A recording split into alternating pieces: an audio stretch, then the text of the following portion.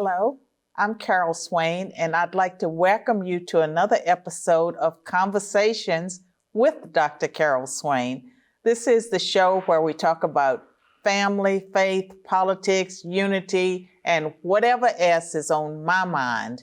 And what's on my mind today is the changing environment for conservatives in America. We are under attack like never before. And so many people come to me and they ask, what should we be doing? They have lost hope. Many of them have lost faith when it comes to politics. And so today I have someone who has spent a long time thinking and talking about issues that relate to the political world. My guest is Craig Huey. And you may have seen Craig before. He's a frequent commentator on Fox News and various conservative outlets. He's the author of these two books. One, The Deep State, 15 Surprising Dangers You Should Know. And this one, The Christian Voter. And you might want to take a look at Craig's books. But help me to welcome Craig Huey to Conversations. Hey, Carol, it's great to be here with you. Well, Craig, it's some interesting times we're living in. Oh, this is crazy times. People are so fearful. People are so disappointed. So many people have lost a hope or a vision of what's going to happen down the road. You know, we turn from 2020, where people were depressed, were fearful, anxiety, depression, thinking 2021 was going to be a complete turnaround. And oh my gosh, it started off as being an even worse mess. I agree 100%. And we think about the coronavirus, that gift that keeps on giving, and how it changed the way we vote. And as a consequence, many conservatives have lost faith in elections, in the judicial system, and the Congress itself. They have. But you know what? We can't give up. We can't lose that faith. We got to be able to say, we have to not only restore the American dream, but we've got to really promote freedom as never before, religious liberty as never before. You know, our country's in a huge divide.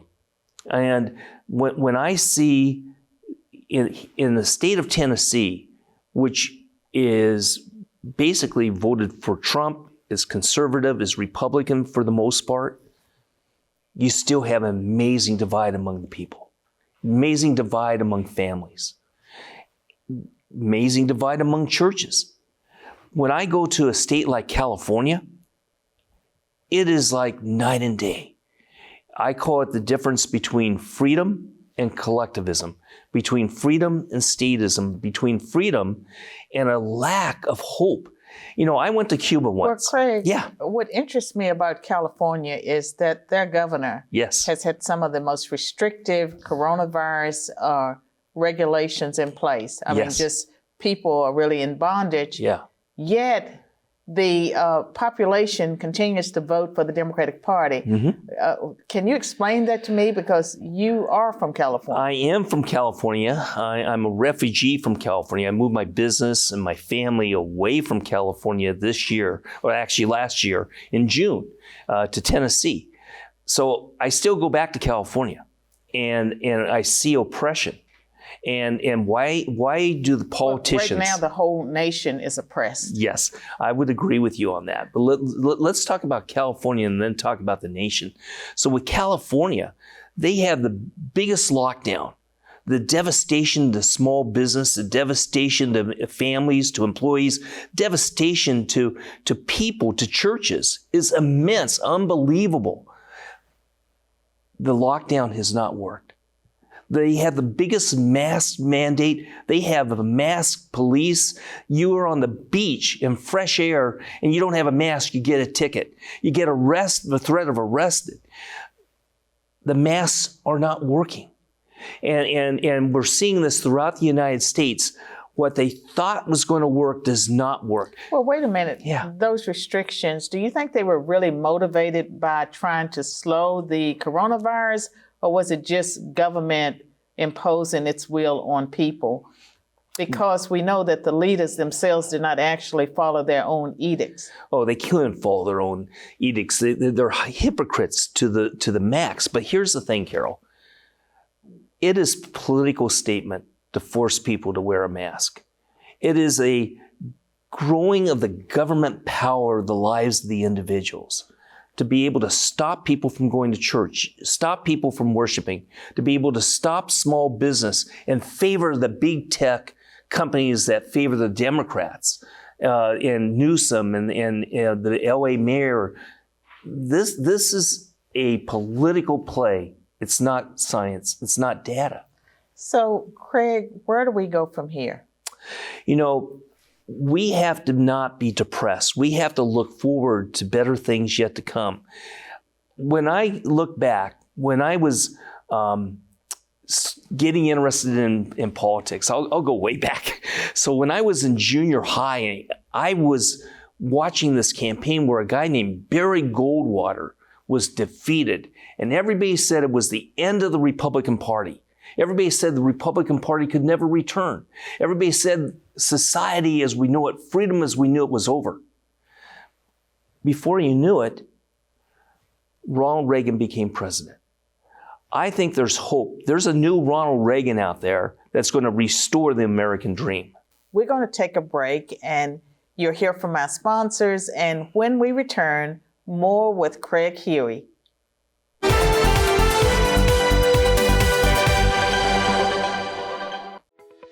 Conversations with Dr. Carol Swain is made possible by Cooper Steel, a family-owned business that provides the steel fabrications for some of the greatest buildings across the United States. 60 years ago, Kenneth and Faye Cooper founded their company in Shelbyville, Tennessee. Cooper Steel believes in sponsoring Carol Swain because we believe as she does, you build strong, you stand strong. What started as a vision and now a nationally recognized and operated company that remains true to its founders' Judeo-Christian values and principles.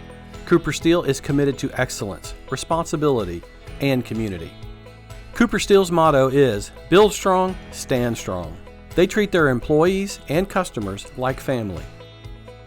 Thank you to Cooper Steel for standing strong with Conversations with Dr. Carol Swain. Learn more about our generous sponsor at coopersteel.com.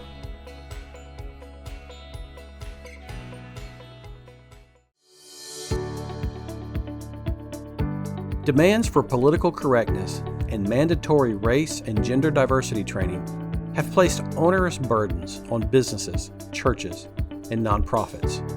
Learn how to improve relations by educating your team with principle-based training that brings people together rather than driving wedges between them.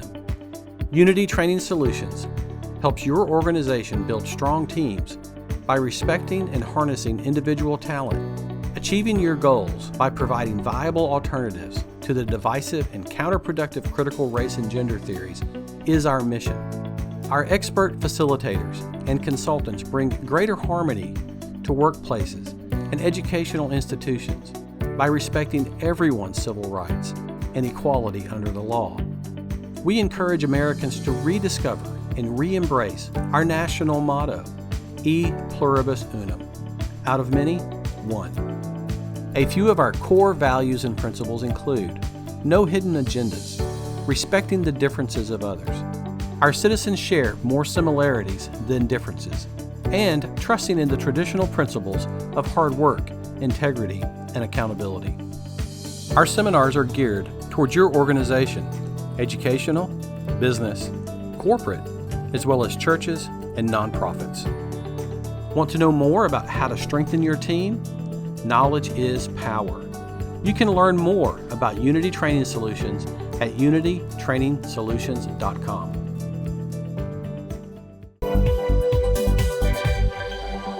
Welcome back to another episode of Conversations with Dr. Carol Swain. My guest is Craig Huey. Craig, we have talked about how people feel, especially conservatives and Christians in this environment. Yeah. And I have people saying to me that they don't want to do politics anymore. They don't think they're going to vote anymore. Yeah. They don't want to be involved. They don't believe that their vote will count. What can you say to these people as the author of the book, The Christian Voter. I Yes. mean, how can you vote? Should we just turn our eyes to Christ and say we're in the last days, it'll be over soon, Christ is returning, or should we stay in the fight politically? Oh, great question, Carol. We need to turn our eyes to Christ. We need to recognize we're in the last days. But if we love our neighbor, we need to be active in making changes in politics and culture. We need to be salt and light. And to do that, you can't ignore what's taking place. We are going to have 2 years before the next election. And in those 2 years, it's going to be an epic battle between good and evil, between right and wrong, between those who want to grow the power and size of government versus those who want to return to freedom and free enterprise. Well, what would you say to people? Many of us are disappointed in our elected officials, the ones that we have sent to Congress right now. Do we stick with those people, or do we try to recruit replacements? And suppose it's a senator that's not up for re-election for 4 or 6 years. Yeah. What would you tell people? Well, what I would tell them is this. There are people who are going to be watching this show who could be running for office. There are going to be people watching this show that could learn how to do advanced marketing, just like the progressive left and the socialists do, to be able to win an election. There's going to be... But how can you win if you believe the other side is willing to cheat and there may be no accountability?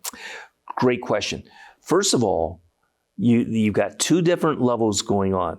One is most people who are conservative, the Republicans, the Republican consultants, are running and acting in an election like it was 15, 20 years ago. The Democrats are running with modern technology and modern strategy of getting out the vote and maximizing the vote. We've got to be able to stand up and match that or do better. The second part of that is those things that are illegal. My book, The Deep State, has a whole chapter on how fraud is done in the election. In this last election, between ballot harvesting and a variety of different techniques, these have to be reformed in the next 2 years. But will Republicans do it? Because the narrative seems to always be driven by Democrats, and that's not anything they would want to tackle because it works for them. You're right. It's up to the state legislature to make reform on the elections. You want to have honest elections? You make sure you have somebody in the Assembly and the state Senate. You have somebody who is able to say, we've got to make sure we have honest elections. Whether you're Democrat or Republican, you want integrity in the elections. You want honest voting. And the only way you're going to have that is to be able to have certain things in place. There's only about 10 things necessary to make sure we almost completely stop voter fraud. Now, should that be the number one issue? And a state like Tennessee, that's Yes. a red state for now. Yes. But we have people like you moving from California. That's right. And all of them are not conservative. No, they're not. And so how do we protect Tennessee voters from the changes that come when you get progressives moving into a state in large numbers? Because we have, Facebook, Amazon, yeah. all of these people are coming or already here. So in the Georgia election, where the 2 radical socialist candidates won over the Republican incumbents, there were 1,000 lawyers looking at those ballots to make sure there wasn't voter fraud. There were so many eyes to make sure there was not voter fraud. But what happened in that election was many people who would have voted conservative did not vote. But more important, the Democrat socialists out-mobilized getting out the vote. So you don't think the drop boxes and the lack of signature verifications, and it seemed to me that when it was brought to the attention of governors that dead people were voting and that there were all these irregularities, there's not a system to deal with it after the election. The November election, massive fraud. This election that took place with the senators, it was reduced dramatically because everybody was watching. I would imagine so, but let me ask you about that one.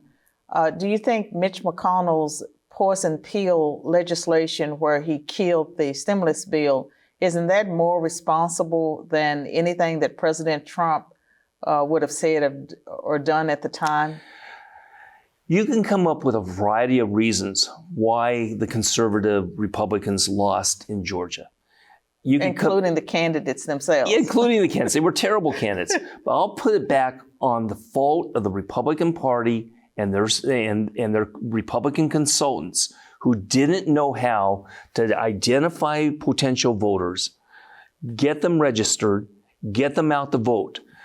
The Democrats did. In fact, what the Democrats did, they not only got their people out to vote, they got new people who didn't vote in November out to vote that were legitimate voters, and they went to the Christian community with a socialist pastor and convinced many Christians to vote for him or not to vote. There was a whole campaign of millions of dollars that was just to Christians to either suppress the vote or flip the vote. The Republicans didn't do anything to protect the Christian vote, to get out the Christian vote. The Republicans didn't even get out the Republican vote. Less Republicans voted in this January election than had voted in November. Well, there were a lot of reasons for that. And when you say the Christian vote, are you meaning the black vote that Democrats focused on? And then with this newly elected Senator Warnock, to me, the best part about his election is that hopefully he'll not be in the pulpit. That's great. Well, I'll tell you what. The focus on this campaign where you had a pastor running for office, it enabled them to identify white evangelical Christians, Asian evangelical Christians, Hispanic evangelical Christians, and black evangelical Christians. All these Christians should be opposed to abortion, for religious freedom, wanting to protect Israel, and these different key issues. Things that Warnock was not going along with. He was just the opposite. But instead of going after this, even the pastors on Sunday morning before the election, most pastors didn't even mention there was going to be an election. They allowed their people not to vote or didn't tell them how to vote their values. Well, I think that that is a serious problem. Yeah. But then the church has to decide how involved it wants to be in politics. And so you're either involved or you're not involved. But I believe God holds us accountable for what we do and what we don't do. Yeah. And so it's very important for us, if we are Christians, living in this land, to realize that we're going to be held accountable for the kind of government we have, and we're participating whether we vote or not. We're going to take another break, and we'll be back after a word from our sponsors.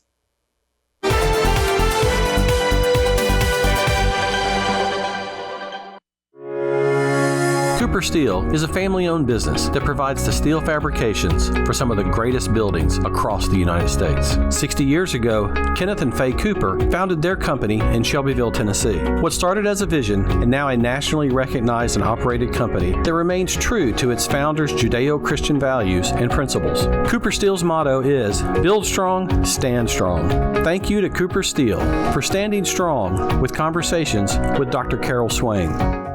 For those of you who would like to know what exactly our children are facing in their education system, this is a must-read book. It will equip you and prepare you to make decisions about your child's health, about your child's education. So I want to encourage every one of you to grab a copy of Dr. Swain's book and join with me and Carol on the front lines in this critical time to eradicate the liberal abduction of our children.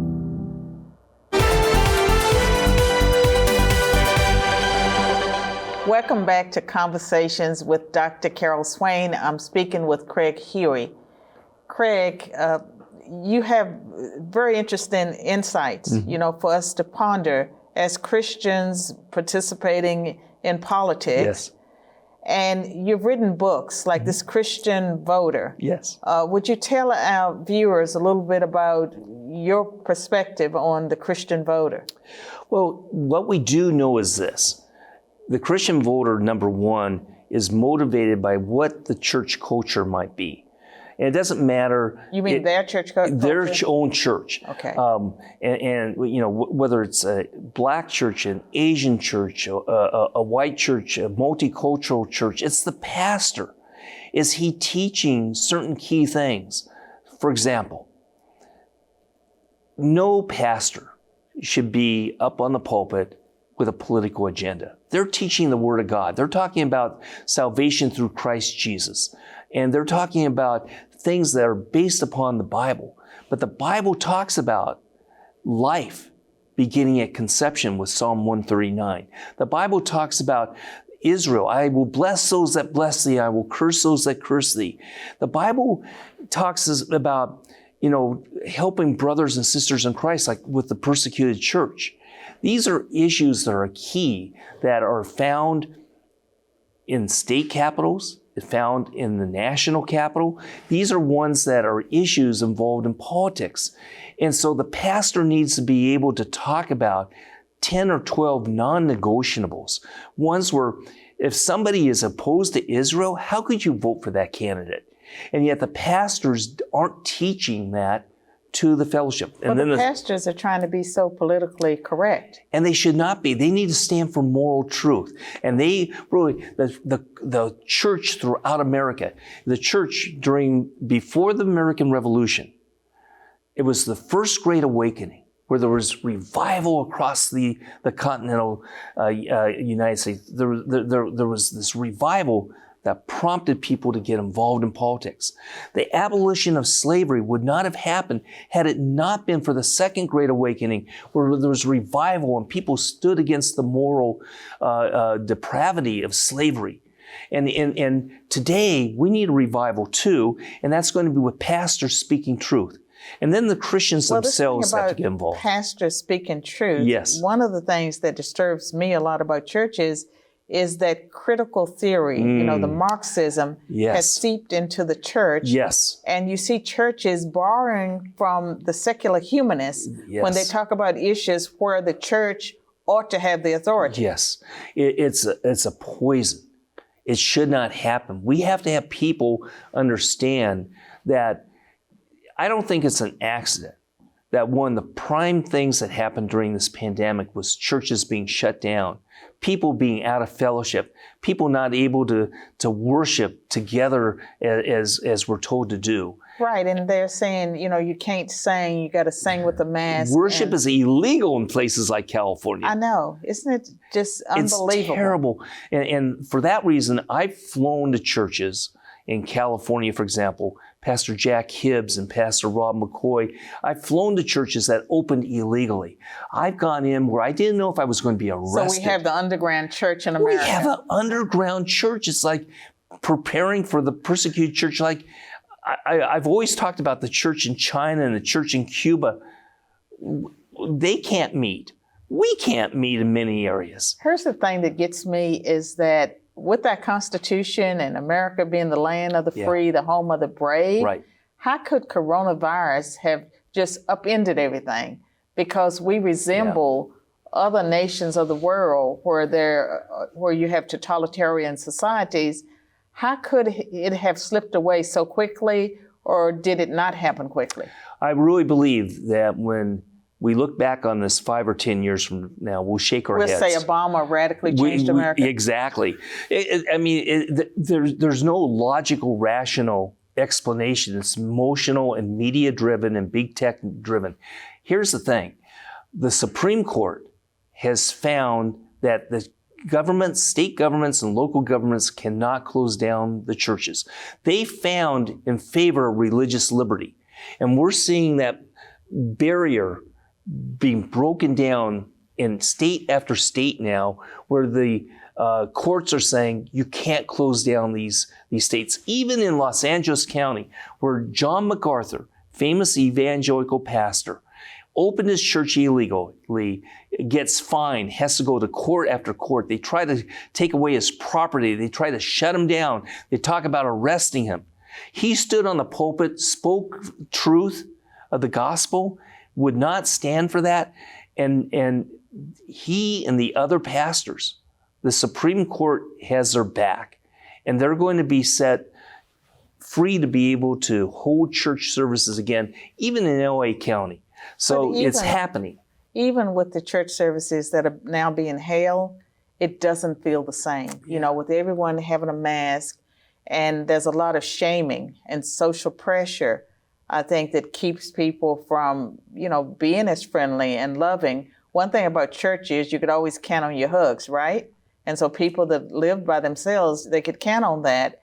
And so the church has been pushed into changing how we naturally function as Christians. And you think about when there were epidemics like smallpox and all the things that took place in the world, the church, you know, stood apart because we continued the ministry of the church. And we find with coronavirus, you know, we have pulled back. We're not necessarily doing Christ's ministry the way we did it at one time. It's heartbreaking, Carol. We're going to have to take another break. And when we return, I will have some concluding thoughts. And Craig, thank you so much for sharing your time with us today. It's been great. Thank you, Carol.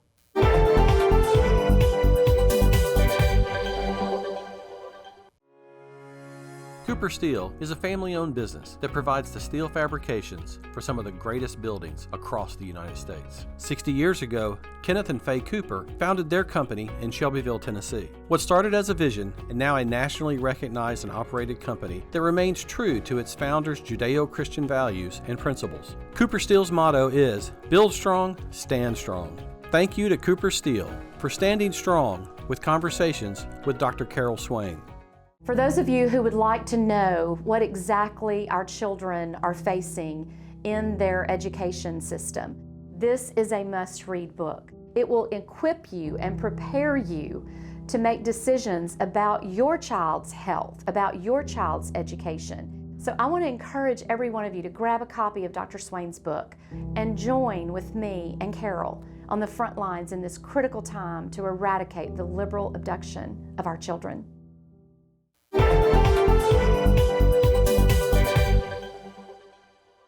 Thank you so much for tuning in to this episode of Conversations. It was a great conversation with Craig Huey. I hope that you would check out his books and check out Craig Huey's Huey Report. He has the Huey Report, and so you can Google and find that. And as for America, we are in new times, and it's very troubling for many of us as we try to figure out how to be involved in this new environment. As Christians, we know that we always put Christ first. We know that our church is our refuge. We should not allow the government or anyone to interfere with our right to worship. And when it comes to the political system, we have to make sure that we do have trust in the elections, and that involves at the local level for us to get involved as volunteers. When there are elections, we need to be present. We need to be in the room when ballots are being counted. And we also need to speak with our state legislators. And if you are in a state where it's a red state, you still have to be vigilant, because you never know when outsiders will come in who have a different agenda, and they will change your way of life with the stroke of a pen. Thank you.